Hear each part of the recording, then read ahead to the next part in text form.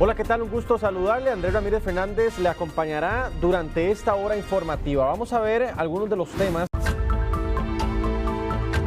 Y a esta hora de la noche hacemos contacto directo con doña Mari Munive, ministra de Salud, quien nos atiende con la noticia del día, la vacunación contra el sarampión. Doña Mari, primero que todo saludarla. ¿Cómo me le va? Buenas noches.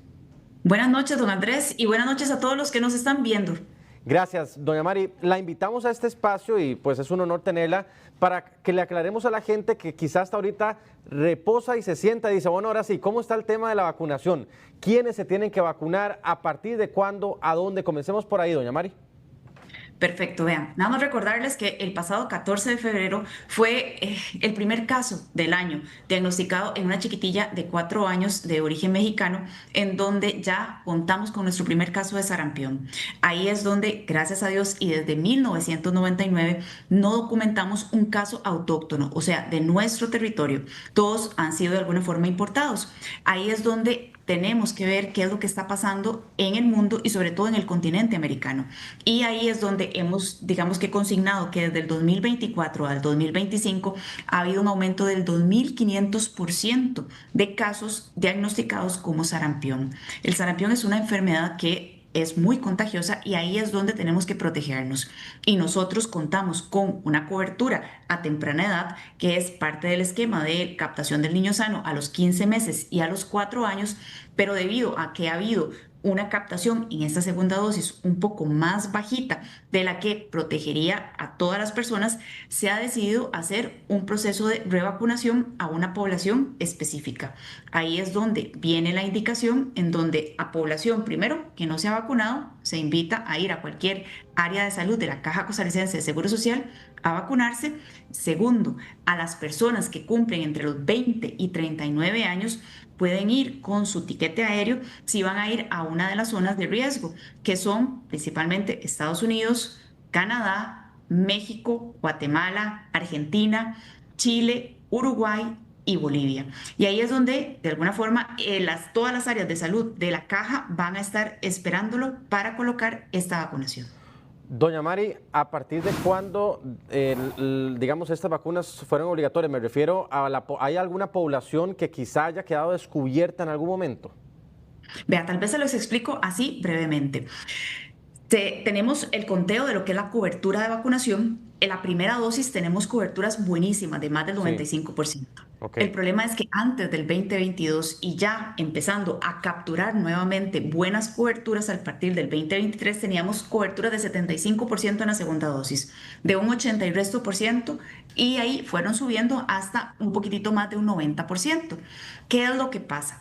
Que desafortunadamente si no tenemos estas dos vacunas, nuestro sistema no genera las suficientes defensas y nos protege, digamos que un 100%. Entonces, si no tenemos esta segunda dosis, hay posibilidades de que si estamos expuestos al virus, podamos contagiarnos. Entonces, ¿qué es lo que se hace regularmente? Por ahí del 2001 tuvimos una revacunación a toda la población de nuestro país. Entonces tuvimos elevados, digamos que índices de defensas del cuerpo y esto se consignó en un estudio que fue del 2012 al 2023. Pero, ¿qué es lo que ha pasado con la población, por decirlo así, que desde los PES del 2001 nació? Pues no tiene suficientes defensas. Por Ok. eso es que la Comisión Nacional de Vacunación definió que para esta población entre 20 y 39 años sería bueno generar una revacunación. Y también muy importante, ¿por qué? Porque los brotes más importantes los tenemos en este momento en Estados Unidos, en México y en Canadá. Y adivinen en dónde va a ser la fiesta futbolística de medio año.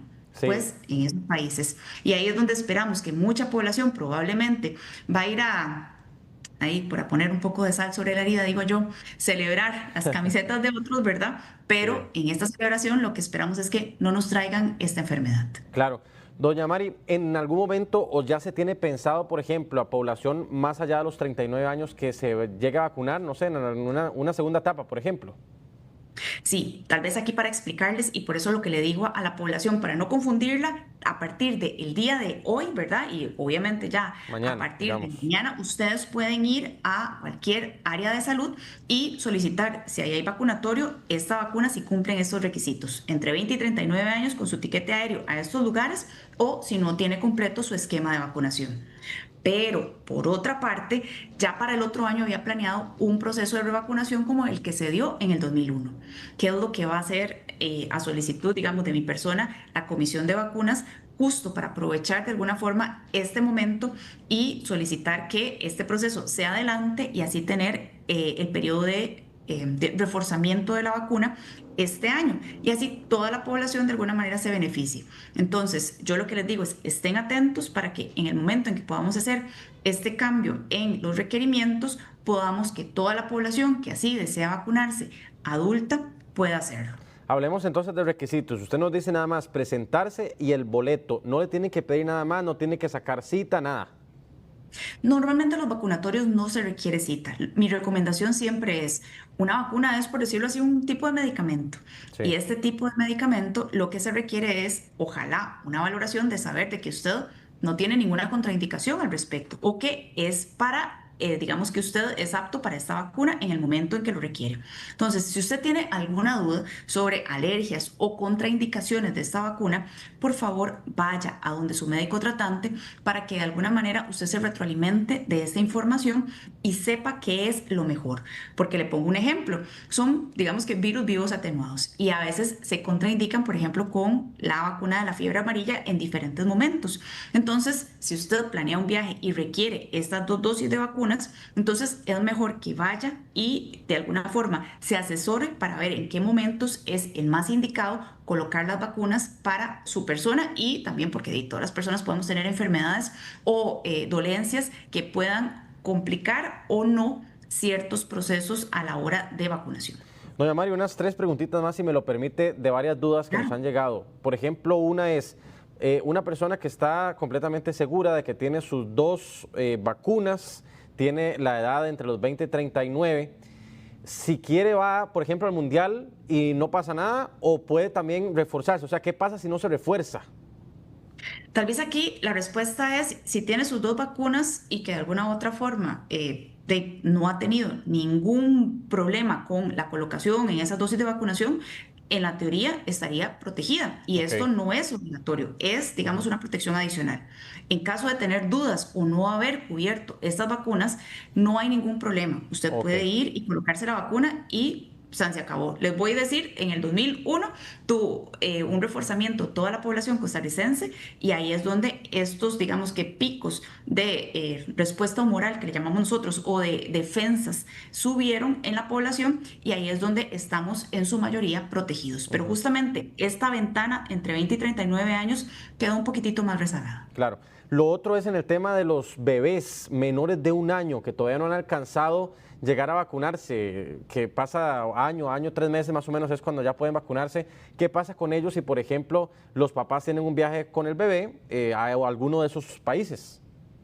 Tal vez aquí la recomendación es consultarlo con su pediatra o con el médico tratante, porque la primera dosis es a los 15 meses, Sí. la segunda dosis es a los 4 años. Ahí es donde, si usted va a una zona donde sabe que van a haber brotes y tiene un chiquitillo que todavía no tiene esa protección, más que la que le transmite la lactancia materna, mejor consúltelo con su médico para ver qué es lo más recomendable. Claro, ok.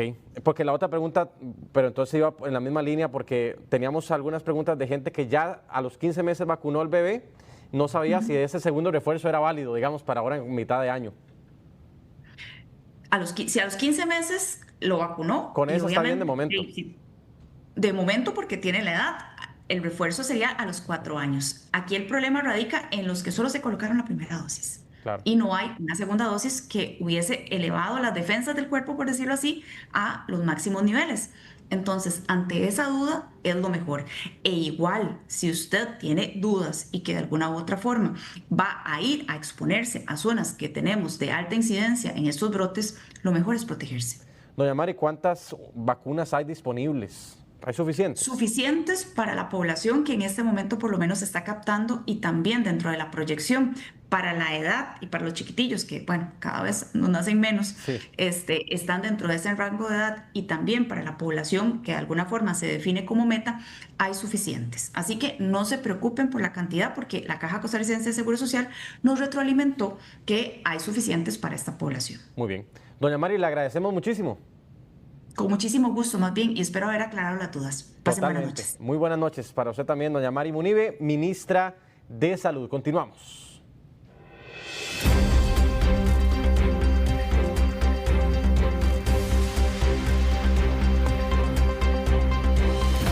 Y vamos ahora a nuestro enfoque. Pese a servir muchas veces como puntos de narcomenudeo de drogas, no siempre las personas que mantienen búnkeres terminan, por ejemplo, con algún castigo. ¿Qué es lo que pasa después? Por ejemplo, los operativos que han estado realizando esta semana la policía en Cartago. Jeffrey Naranjo en directo a esta hora. Jeffrey. Cada año vemos que este tema del desmantelamiento de búnkeres que son utilizados muchas veces para la venta y distribución de drogas se da de manera recurrente, no solo en San José, vemos también lo que ocurrió hoy en Cartago, donde se desmantelaron varias de esas estructuras y precisamente la pregunta que nos hicimos es si estos búnkeres se trasladan hacia otros lugares, ¿qué pasa con las personas que los hacían funcionar? Si realmente llegan en algún momento a recibir alguna sanción, y es tal vez alguna de las preguntas que se hace también la ciudadanía, si estas personas llegan ante la ley, ante la justicia, reciben algún tipo de sanción o si únicamente trasladan sus operaciones hacia otro sitio. Conversamos con expertos en materia de derecho penal, incluso ex jueces de la República que atendieron en su momento este tipo de casos, y también le preguntamos, en este caso a la Policía Municipal de San José, que es la que más situaciones de esta naturaleza atiende. Vamos a ver en la siguiente información qué preparamos, cuáles son esos retos que se afronta a la hora de procesar a este tipo de personas y esa delgada línea que divide cuando se encuentran cometiendo un delito o cuando incluso son personas que se encuentran en un contexto social bastante complejo. Veamos a continuación. Escuchar del desmantelamiento de búnkeres en zonas urbanas del país es frecuente, lugares donde según la policía no solo se consume, sino también que se vende y distribuye droga. Sin embargo, ¿qué pasa con las personas que vivían ahí? ¿Llegan ante la justicia o se van a construir nuevos reductos? Según expertos en materia penal, hay líneas delgadas que dividen el delito de la inocencia y probarlo no siempre es fácil. No existe una figura específica del narcomenudeo, una figura específica de la actividad comercial en búnkeres. Lo que sucede, y esto es un problema de investigación importante, es que las personas que se dedican al narcomenudeo portan una cantidad de drogas usualmente compatible con el consumo, precisamente para evitar la investigación de hechos. En el 2025, la Policía Municipal de San José intervino 15 estructuras.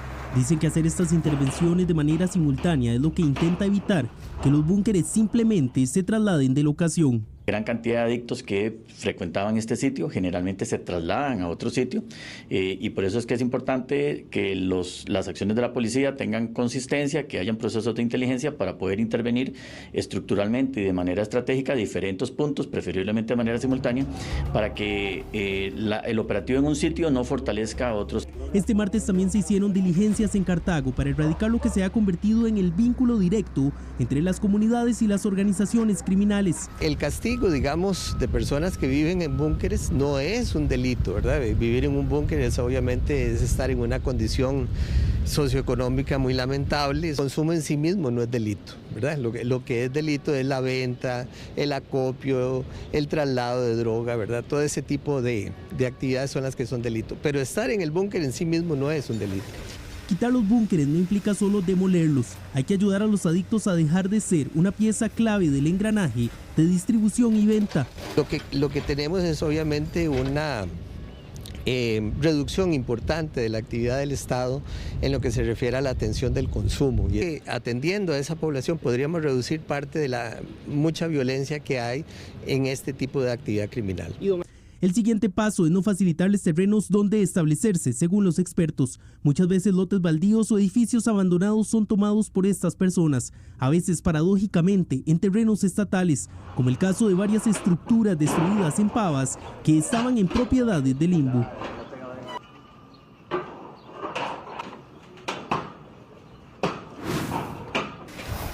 Jeffrey, dentro del reporteo que usted hizo, aquí también hay otra pregunta, porque muchos de estos espacios la municipalidad en algún momento los abandonó y permitió que eso pasara. Esto quiere decir entonces que cada municipalidad tendrá que tomar medidas para que justamente no se vuelvan a convertir en búnkeres.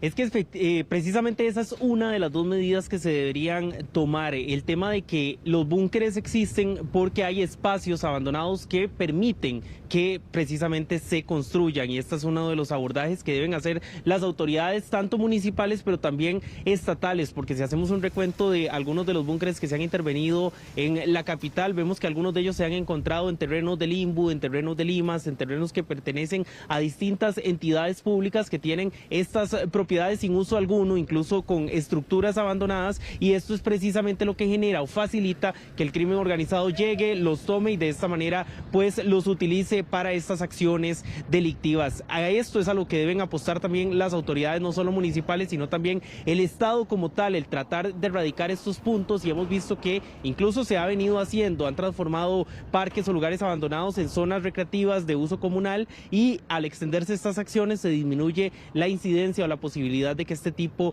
de lugares que tanto daño generan a varias comunidades continúen existiendo.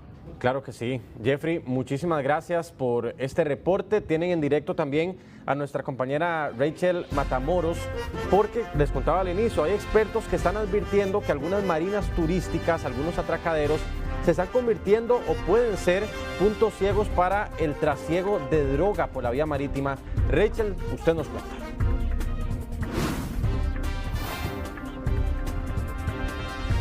Así es, y es que actualmente nuestro país cuenta con 6 marinas que están distribuidas a lo largo del Pacífico, y es que es acá donde también hacen un llamado los expertos, porque estos puntos, estas marinas pueden ser, como ellos les llaman, puntos ciegos, donde se puede hacer el trasiego de droga, una situación donde incluso hay una carencia a la hora del control y la fiscalización de lo que llega a nuestro país a través de estas marinas. Pero ¿cómo es que operan todas estas estructuras y se aprovechan, por ejemplo, de estos puntos tan importantes? Bueno, todo esto lo ampliamos en la siguiente información.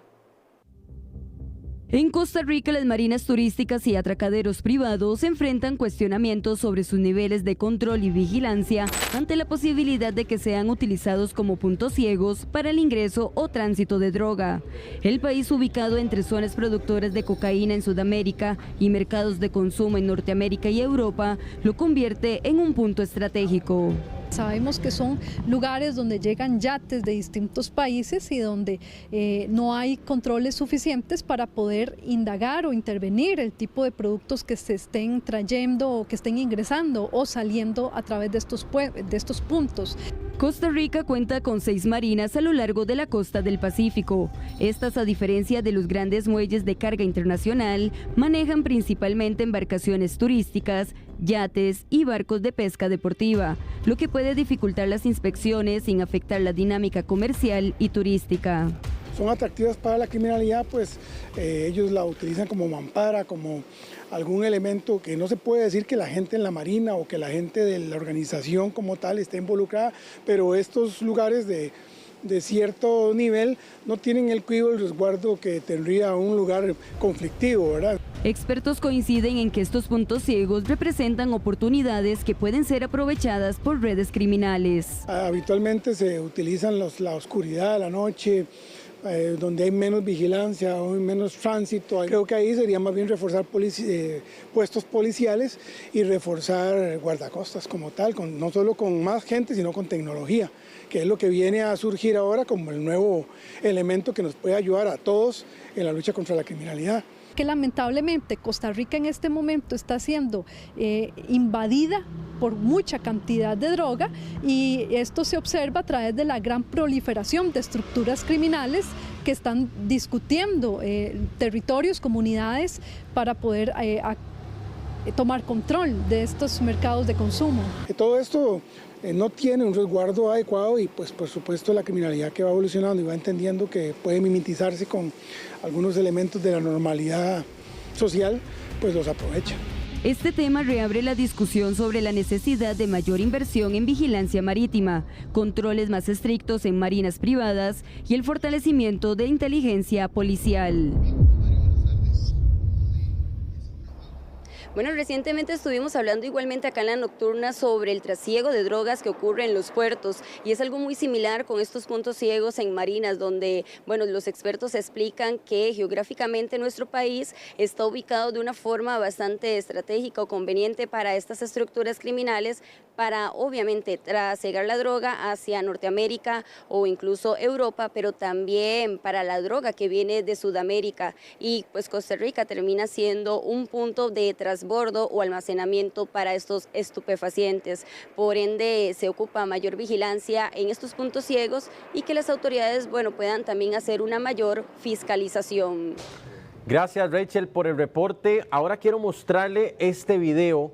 Una banda que viajaba en un automóvil realizó un intento de bajonazo a un pick-up en Alajuela. Ahí lo tenemos, vean ustedes. Ahí está el intento de bajonazo. Los hechos ocurrieron en Playwood de Alajuela, sector del Pacto del Jocote, y donde el conductor del vehículo de carga liviana logró salir en retroceso. En Alajuela también días atrás intentaron robar un camión, pero los delincuentes no contaban con que tenía un arma de fuego. El delito de bajonazo refleja al menos 3 de cada 10 robos de vehículos y la Policía Judicial le sigue la pista al menos a 20 agrupaciones que operan en el país. Y esas otras imágenes también son increíbles. Un hombre quedó con medidas de alejamiento tras protagonizar una pelea con un machete. Lo que se vivió en las paradas de Cartago fue un susto total. Una discusión de un hombre que llegó a la tienda que administraba junto a su expareja y su nuevo novio terminó casi en una tragedia cuando salió a escena un machete. El video muestra cómo incluso la mujer intenta evitar que su expareja agreda a su nuevo novio y termina en el suelo. Noticias Repretel conversó con él. Él vino a pelear la tienda, que le diera la mitad de la tienda y como yo no accedo, entonces ya él se pone violento. Entonces como mi pareja vio que él se puso así, entonces él se metió y no dijeron muchas palabras y ya empezó el problema. Fueron momentos muy tensos. ¿Usted terminó en el suelo, Cris? Sí, ya en un toque, bueno, que nos caímos, ¿verdad? Yo le estaba agarrando el pantalón para que no tuviera tanta movilidad y en eso que yo estaba ahí, entonces me dio con el machete, me dijo que lo dejara, y yo no lo dejé. Ya después se calmó un poquito. El hombre luego se lo llevó a la policía y la joven, quien era su expareja, presentó una orden de alejamiento. Incluso los testigos creyeron que la agresión terminaría mal. Fue muy agresivo, de verdad. Desde aquí se ve todo, donde él agarra el machete. Bueno, ella empieza a gritar para que no pase a más, ¿verdad? Pero sí fue bastante impactante eso. Por defensa es que el muchacho se mete a sacar el machete, ¿verdad? Por defensa, porque ya se venía, bueno, ella dijo de que él venía a pelear la tienda. Entonces ella dice que él ya le pegaba, ella estaba nerviosa. Entonces de ahí el machete era para defensa propia. Pero de ahí el negro lo agarró y es que el negro tiene mucha fuerza, ¿verdad? Noticias Repretel analizó el video con un experto en derecho penal. Muy interesante lo que ocurre. Obsérvese que la norma represiva establece una sanción de 4 meses a 2 años de prisión al que con un objeto contundente, con un arma con un arma que podría ser perfectamente ese machete, podría ser un puñal o podría ser un arma de fuego, amenace a otro aunque no le cause herida. Lo que sucedió incluso puede deberse a impulsos que no se controlan en el momento. Desde un punto de vista psicológico puede existir, por ejemplo, una desregulación emocional, baja tolerancia a la frustración o incluso algún trastorno mental de fondo, no diagnosticado y no tratado. Desde el punto de vista criminológico, muchas veces hablamos de sujetos con historiales de violencia previa o aprendizaje social de resolución de conflictos mediante la agresión. El caso lo investiga el OIJ, mientras que el hombre no puede acercarse ahora ni a su expareja ni al negocio que tenían juntos. No, pero el negro anda revólver. Me pasa que no le quiere arma y no quiere bronca. Pero... Muy bien, y vean estas otras imágenes, es más, escuchémoslas. Es un rescate del cuerpo de bomberos en la Catarata La Gata. Este incidente que habíamos reportado desde ayer, esa es la cámara corporal que el cuerpo de bomberos compartió con Noticias Repretel, ahí donde van ingresando el terreno tan complejo. Escuchemos.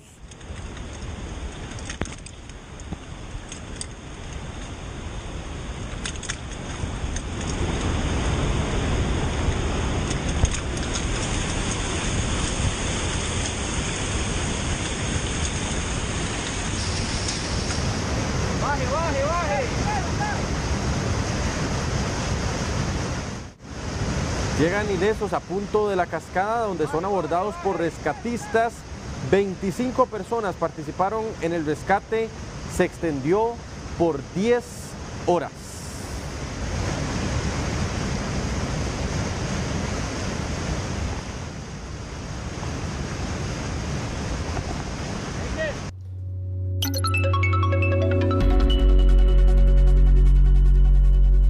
Vamos al tipo de cambio, la compra 476,82, la venta 484,84, sigue bajando el tipo de cambio.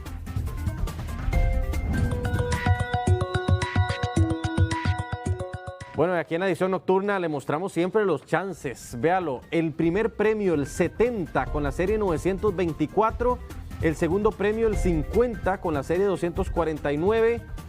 Ahí tenemos el tercero, el número 25 con la serie 570.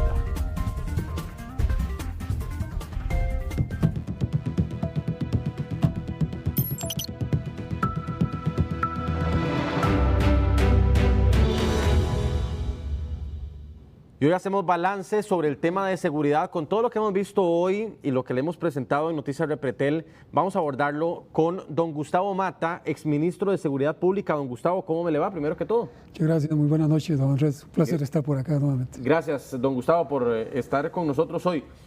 Hablemos en primera instancia de cómo la violencia está sobrepasando muchas capas de nuestra sociedad. No hablamos ahora solo de lucha de territorio, sino que también vimos a una persona con machete golpeando a otra, vemos gente golpeándose entre los carros. Estamos en una sociedad violenta, don Gustavo, y ¿en qué momento perdimos la tranquilidad que teníamos? Bueno, yo creo que esto es producto de situaciones que se han generado a través del tiempo, que el convivir en sociedad pues ya se está convirtiendo en un gran problema aquí en Costa Rica, por una serie de situaciones, ¿no? Meramente, diría yo, muy propias de lo que está pasando a lo interno de nuestro país, la economía, el tema social, la educación.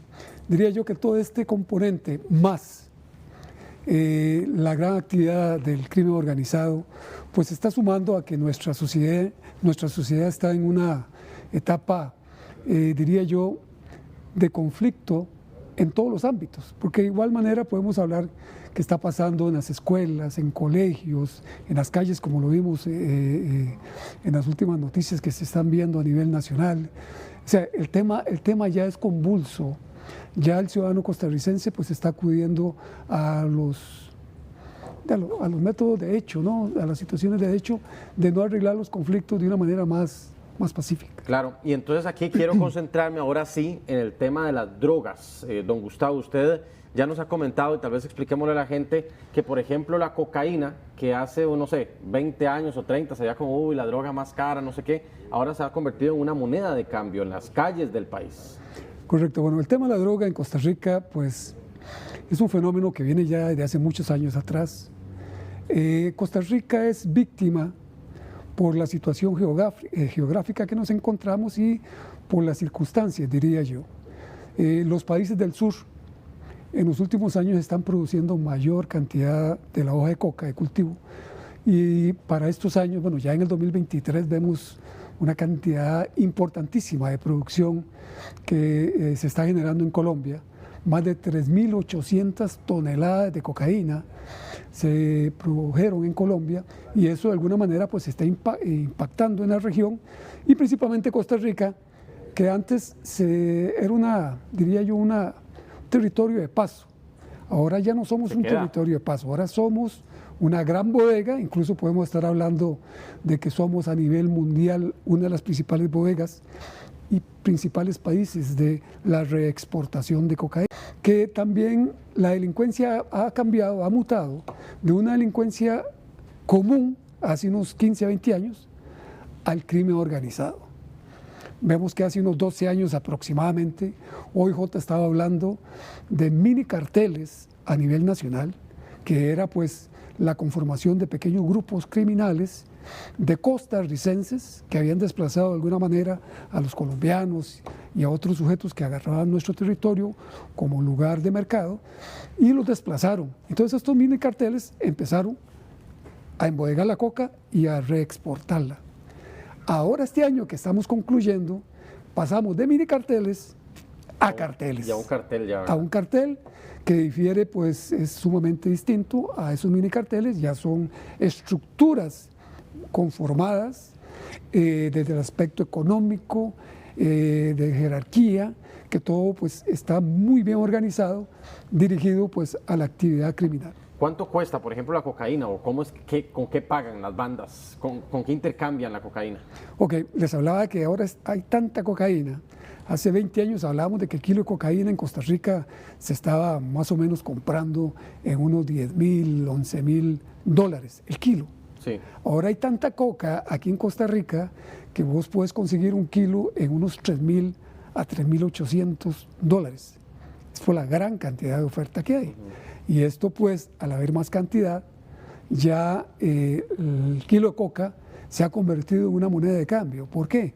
Porque estas estructuras criminales, como lo hemos visto muy normalmente ya en repetidas noticias que ustedes informan, están agarrando la cocaína y la están utilizando para comprar armamento de guerra, que la están introduciendo a nuestro país para la estructura de seguridad y el sicariato que ellos utilizan para el mantenimiento de estos carteles que ya están totalmente identificados por parte de las autoridades. Don Gustavo, y si nos vamos a drogas sintéticas que no son nuevas, pero hay ciertas modas o tendencias, por ejemplo, lo que hemos visto en Estados Unidos con el fentanilo, que aquí ya se ha visto que, claro, está como en otro estrato, ¿verdad? Es como gente que sí está pagando un poco más, pero está llegando con fuerza el tema de las drogas sintéticas a nuestro país. ¿Qué podemos decir sobre eso?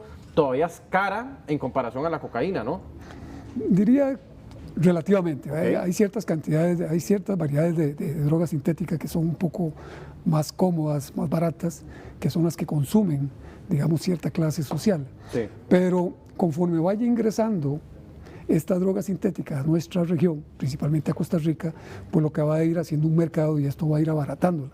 Va a llegar el momento en que la droga sintética va a sustituir a la cocaína y a la marihuana. Y el problema que tenemos es que es mucho más potente y va a pasar a lo que hemos visto ya en países como los Estados Unidos. Y es que hay muchas variaciones además. Exacto, el fentanilo es... Porque se detecta ya la composición química de fentanilo, pero resulta que le agregan un poquito más de algo y ya cambia, ¿no? Y el otro problema que tenemos, Andrés, es que ya no se requieren estructuras enormes para producirla. Okay. Si no son pequeños laboratorios, eso lo pueden hacer perfectamente en una casa, en un residencial, que vos ves que es gente normal la que está en esa casa, una pareja, pero en uno de esos cuartos, ahí están produciendo, elaboran la droga sintética y sacan estas grandes cantidades. Esto ya lo están haciendo los carteles, principalmente mexicanos, que están de alguna manera conquistando la región, ubicando puntos de contacto y de venta y de producción.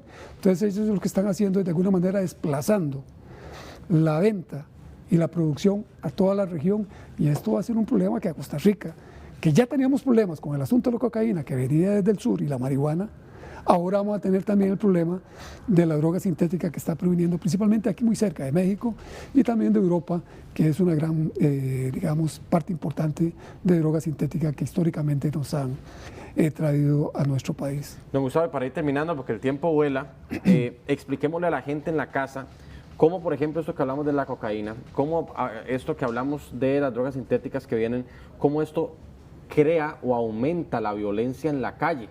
Porque tal vez uno pensaría, en un mundo ideal que no existiera la droga, no habría violencia. Es la pregunta. ¿Cómo lo analiza usted como experto en temas de seguridad?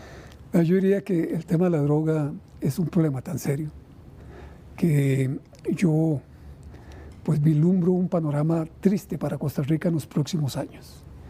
Porque las noticias que se tienen y las informaciones que se tienen de cuerpos policiales amigos es que se está generando una mayor producción de cocaína, de marihuana, de drogas sintéticas, y todo eso va a impactar de manera importante en nuestra región. Y en Costa Rica, si no fortalecemos nuestra educación, si no regresamos a aquellos tiempos donde los valores eran el eje fundamental de todas las familias, pues vamos a caer en este, diría yo, hoyo negro para los próximos años, que si no invertimos ya en una gran política de seguridad de Estado, donde todos los componentes políticos se pongan de acuerdo a trabajar de forma coordinada, concatenada, de acuerdo en un fin común, que es el bienestar social, Andrés, yo vislumbro un panorama para los próximos años muy, muy difícil en Costa Rica. Don Gustavo, le agradezco muchísimo por estar con nosotros. Yo estoy para servirle. Y esperemos que la próxima vez que conversemos los homicidios y esto vaya bajando, pero es un panorama complejo. Para este año tengo una reunión. Sí. Se proyecta que los homicidios van a bajar con respecto a los años anteriores, por una labor que OIJ ha venido desempeñando a través de 3 años, que ha venido desarticulando grupos, digamos, muy identificados, organizaciones que ya las tienen plenamente identificados su líder y a sus componentes. Y de alguna manera, al detenerlos y encerrarlos, pues va a provocar que baje un poco la violencia a nivel de crimen organizado, pero el problema es que esto hay que mantenerlo. Sí. Y mantenerlo es exactamente lo que hemos hablado, que se requiere presupuesto. Cuesta plata. Para los cuerpos policiales. Don Gustavo, muy amable. Yo estoy para recibirle. Muy gentil, don Gustavo Mata, exministro de Seguridad Pública. Continuamos.